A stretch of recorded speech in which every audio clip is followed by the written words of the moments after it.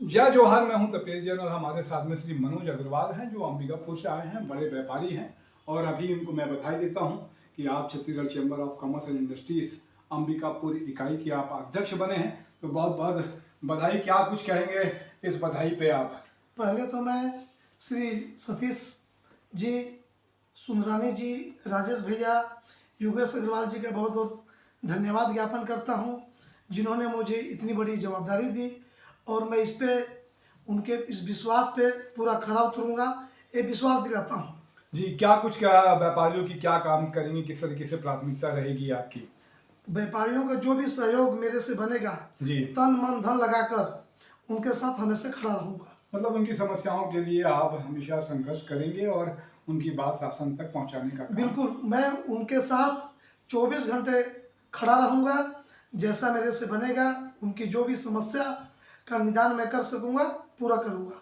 अभी एक पिछले दिनों कुछ मामला हुआ जीएसटी को लेकर, एक व्यापारी के यहाँ कुछ एक दिन का बंद भी रहा। तो क्या कुछ किस तरीके से इस मामले को हैंडल करेंगे और क्या कुछ करना चाहेंगे उसमें? हम लोग व्यापारियों से मिलकर और जीएसटी ऑफिसरों से मिलकर जो भी समस्या का निदान हो सकेगा, उसको सॉर्ट आउट करने की पूरी कोशिश करेंगे। व्यापारियों से भी निवेदन करेंगे, टाइम टाइम पर टैक्स का भुगतान करते रहें।